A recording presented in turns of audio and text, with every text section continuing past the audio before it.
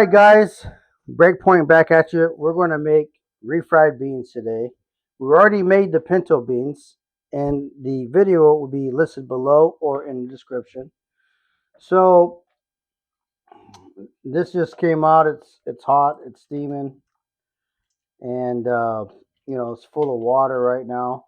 I'm just going to dump this into the pan.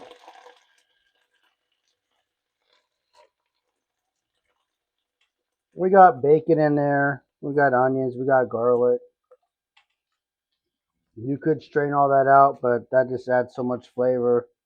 I'm not going to strain that out. I'm going to add it all, blend it all. It will come out delicious.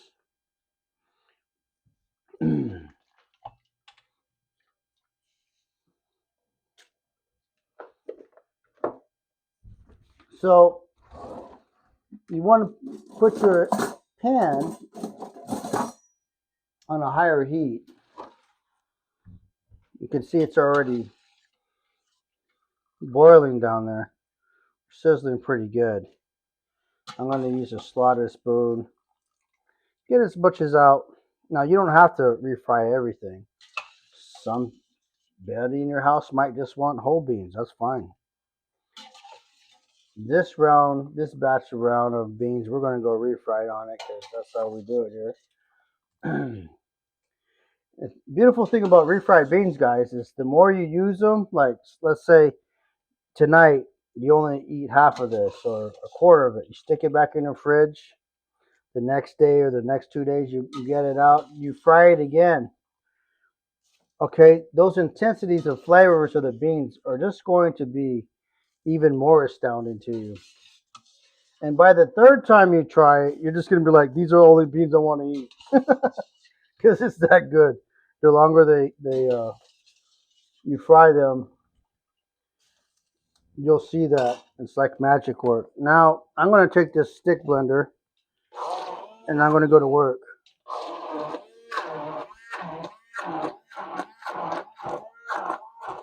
All right, so I'm using a stick blender, but you could use a regular blender for this. You could use a masher. I can't find my masher right now, so I went with the stick blender. You know, there's no right way, only way. Make it happen. Just use something. You could use a spatula. It doesn't even matter.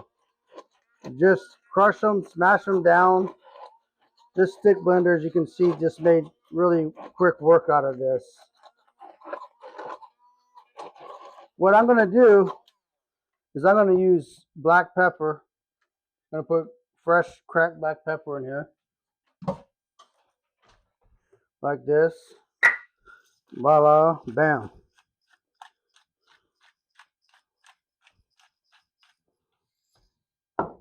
I'm going to salt it just a little bit because we like sea salt here. Just salt it to your own taste. Everybody's different, so to tell someone how to salt their own food, I think that's insanity. Because we all have different taste buds. You got 4 people living in your house, and I doubt every single one of you are going to want the same type of salt on their food.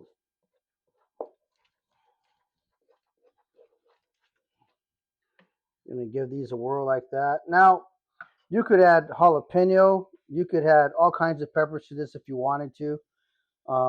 But we have some very low tolerance heat people. I'm one of them. And but my mom was the same way. But if you get my grandmother or my grandpa in there, they'll make you cry. So I don't like it that hot, but you can doctor it up by. In this process, there's 2 things you can do. We have so many other things going on right now. We got sauces, we got taco meat. We have some cheese shredded up, and we're gonna do some melting and all kinds of stuff, baking. So there's a process going on here. But let's say that you're just eating pinto beans and you want a tostada. Add some, before you put the beans in here, add onion. Get them translucent. Throw in some peppers if you want. If you want like jalapeno or Sorrento, whatever you want, throw it in there. Soften them up, and then go ahead and just do this process that you just seen right here. Now, I just did this on the fly, folks. Here's the pot right here. It's just right next door. It just got done. I just got this ladle, started to put everything in the pot, and I'm done. These babies are ready to go. This will go, you can plate this with food. You can put this on nachos. You can put this in a taco. You can put this in a burrito. You can put this in papusas all day long. And that's what we're going to do. So, thank you very much. Remember, enjoy.